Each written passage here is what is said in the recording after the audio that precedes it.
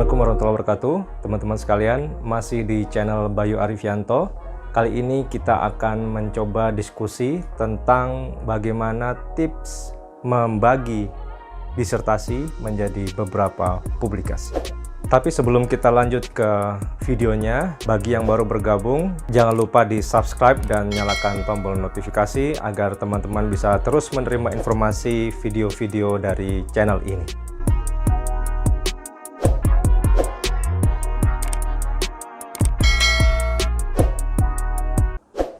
Oke, jadi untuk membuat disertasi saat kita kuliah, terutama saat saya di S3 di Selandia Baru, itu ada beberapa macam model ya. Model yang pertama ialah mahasiswa membuat esai ya, esai atau artikel, bahkan ada yang sudah disubmit dulu ke jurnal. Kemudian beberapa esai itu digabung menjadi suatu disertasi ya, atau suatu karya tulis program doktor ya. Jadi mahasiswa membuat artikel dari awalnya, kemudian dibagi-bagi, kemudian disubmit ke jurnal, kemudian digabung. Kemudian yang kedua ya model yang konvensional ya. Mahasiswa membuat disertasi pada umumnya seperti skripsi, tesis secara utuh, kemudian nanti bisa dipecah-pecah, dibagi untuk menjadi beberapa manuskrip yang akan disubmit ke jurnal. Kebetulan pada kesempatan kali ini saya akan membahas yang kedua, karena saya juga membuatnya yang kedua ya, yang konvensional itu. Jadi dari awal membuat disertasi secara utuh, kemudian nanti dibagi menjadi beberapa manuskrip. Nah, di sini saya share judul dari disertasi saya. Jadi judulnya ialah An Empirical Analysis of Islamic Microfinance Institution Performance in Indonesia. Jadi sangat umum ya. Judulnya bagaimana menganalisis performance dari Islamic Microfinance di Indonesia. Ini kita bisa lihat di sini. Saya submit pada tahun 2017. Nah, kalau kita lihat di abstrak dari disertasi ya, itu masih banyak ya. Jadi masih secara umum, belum model manuskrip. Jadi secara utuh abstrak masih sangat panjang. Banyak model di dalamnya ya, banyak research question yang dijawab juga. Oke, jadi teknik pertama untuk membagi disertasi kita menjadi beberapa publikasi ialah kita kembali ke research question ya. Ada berapa research question dari disertasi kita ya, dan sedalam apa. Nah, kebetulan di disertasi saya ini terbagi menjadi 4 research question. Jadi yang pertama untuk melihat atau mengevaluasi ya dampak dari pembiayaan Islamic Microfinance Institution secara umum ya terhadap klien dan non-klien. Kemudian yang kedua mengevaluasi syariah compliance dari akad-akad yang diberikan oleh Islamic Microfinance Institution. Yang ketiga untuk melihat ya best financing ya dan dampaknya terhadap klien antara profit loss sharing dan non profit loss sharing. Dan yang terakhir ialah mengevaluasi akses pembiayaan dari klien untuk mendapatkan pembiayaan dari Islamic Microfinance. Jadi secara umum ada 4 di disertasi saya, research question-nya. Kemudian kita lihat mana yang kira-kira menjadi main findings atau temuan utama dari disertasi kita ya, mana yang menjadi temuan utama kita. Saya karena yang paling tahu dengan disertasi, saya merasa yang ketiga yang menjadi temuan utama. Jadi dampak pembiayaan dari Islamic Microfinance kepada klien yang akadnya PLS dan non PLS. Karena saya merasa ini unik ya, dan ini menarik. Jadi kita harus paham, karena saya sebelumnya sudah membaca beberapa artikel tentang Islamic Microfinance, jadi saya tahu bahwa hal ini masih jarang dilakukan, mengevaluasi dampak pembiayaan antara PLS dan non-PLS. Nah, karena saya tahu ini temuan utama, maka dalam mind saya, dalam pikiran saya sudah merasa ini bisa disubmit ke jurnal yang lumayan baik. Tentunya tidak cukup hanya satu, makanya saya tambahkan dengan research question yang kedua. Jadi 2 dan 3 itu menjadi bagian utama untuk disubmit ke satu jurnal. Jadi itu cara saya. Kemudian saya melihat juga bagian yang pertama ini bisa, tapi kurang menarik karena hanya membandingkan secara umum dampaknya terhadap klien Islamic Microfinance dan non-klien. Nah, ini masih secara umum, tidak ada suatu hal yang menarik. Apa sih yang berbeda di Islamic Microfinance? Karena kita tahu perbedaannya ialah di salah satunya akad profit loss sharing dan non-profit loss sharing.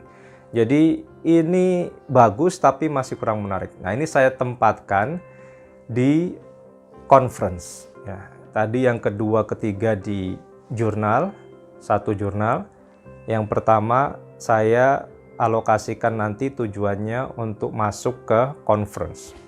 Kemudian yang keempat ialah research question, termasuk objektif saya ialah bagaimana mengevaluasi akses. Jadi faktor apa yang menyebabkan klien mendapatkan akses dari Islamic Microfinance. Ini menarik, hanya kurang dalam ya, karena modelnya juga simple. Jadi saya juga akan tempatkan di jurnal, tapi bukan jurnal yang levelnya yang pertama tadi, yang research question 2 dan 3. Ini yang levelnya di bawahnya. Jadi saya sudah paham dari awal, saat saya di tengah-tengah membuat disertasi akan kemana saja outlet publikasi dari disertasi saya. Kemudian selanjutnya, disertasi yang baik tentunya sudah kita buat dengan hati-hati, sudah kita buat dengan detail, sudah banyak merujuk ke literatur, ya, sudah dibaca berulang-ulang, sudah dibaca oleh supervisor, sudah dipresentasikan di seminar proposal. Jadi sebenarnya disertasi kita itu sudah baik, ya, sudah kaya, sudah detail, ya. Tinggal bagaimana kita meringkas menjadi manuskrip. Tinggal bagaimana kita menyesuaikan format menjadi manuskrip. Tinggal kita bagaimana mengubah bahasa cerita disertasi kita menjadi cerita yang biasanya ditampilkan di manuskrip yang ada di jurnal.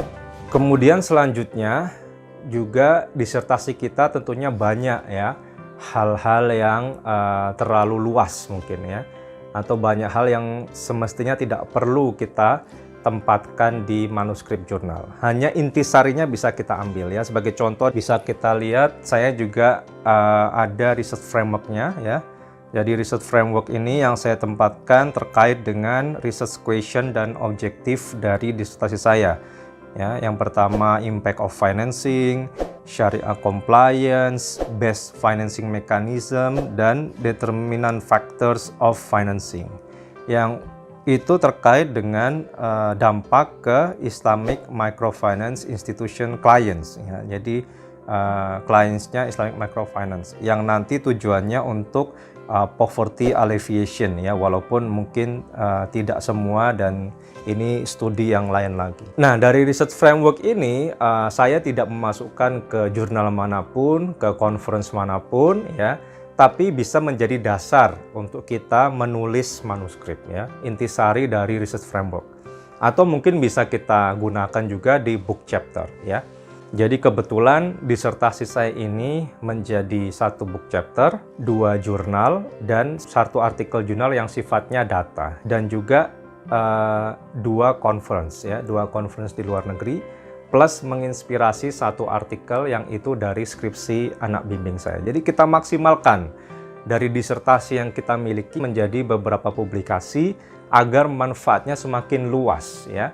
Jadi disertasi karya akhir itu kita utilize agar itu bisa dibaca, agar itu bisa bermanfaat untuk masyarakat ya. Karena kita sudah mengerjakan sungguh-sungguh selama mungkin 3 tahun ya, 5 tahun, bahkan ada yang 7 tahun. Kalau tidak menjadi sesuatu yang bermanfaat itu mubazir ya. Energi yang kita curahkan, tenaga yang kita curahkan, pikiran, uang ya, dana misalnya, waktu kita korbankan, keluarga dan lain sebagainya ya, kita korbankan aktivitas kita yang lain untuk suatu fokus di hal tertentu ini dampaknya harus besar. Baik, jadi bagaimana tips teknik membagi disertasi? Yang pertama kita mengacu ke research questions ya. atau kita bisa melihat ke research objektif. Ada berapa research question kita, kemudian kita bagi temuan utama untuk jurnal yang bagus ya, temuan selanjutnya yang sedang kita masukkan di jurnal level bawahnya, kemudian bab 1, bab 2 bisa untuk mungkin buku ya.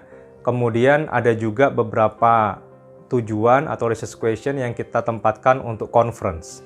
Jadi itu yang pertama. Yang kedua, bagian-bagian tadi kita summarizkan ya, kita ringkes menjadi bentuk manuskrip ya. Kemudian ada yang perlu kita poles, mungkin introduction-nya ya, abstraknya kita persingkat, kita poles, kita tambah robustness test ya, kita keluarkan novelty, metodenya kita fokus pada bagian yang kita ambil tadi. Kemudian tips yang ketiga atau tekniknya ya, kita cari literatur ya, kita tambahkan literatur pada disertasi yang sudah kita pecah. Beberapa research question utamanya kita tambahkan literatur yang terkait dengan hal tersebut dari jurnal yang bereputasi ya. Jadi jurnal yang Q1, Q2 yang rankingnya E atau E star. Kemudian yang keempat ialah kita tambahkan implikasi yang terkait research question tersebut ya. Jadi yang tadi saya research question 2 dan 3, impact PLS, non PLS dan syariah compliance, apa implikasinya buat kebijakan ya, apa implikasinya untuk ilmu pengetahuan, nah apa implikasinya untuk nasabah atau klien ya, untuk mungkin Islamic Microfinance Institution ya. Jadi kita pertajam di situ.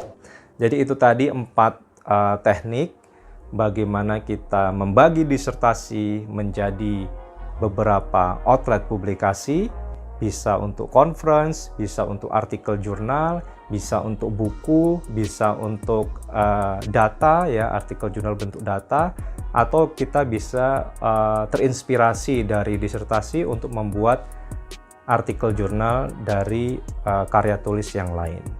Mudah-mudahan bermanfaat dan jangan lupa ikutin terus channel Bayu Arifianto. Wabillahi taufiq wal hidayah. Wassalamualaikum warahmatullahi wabarakatuh.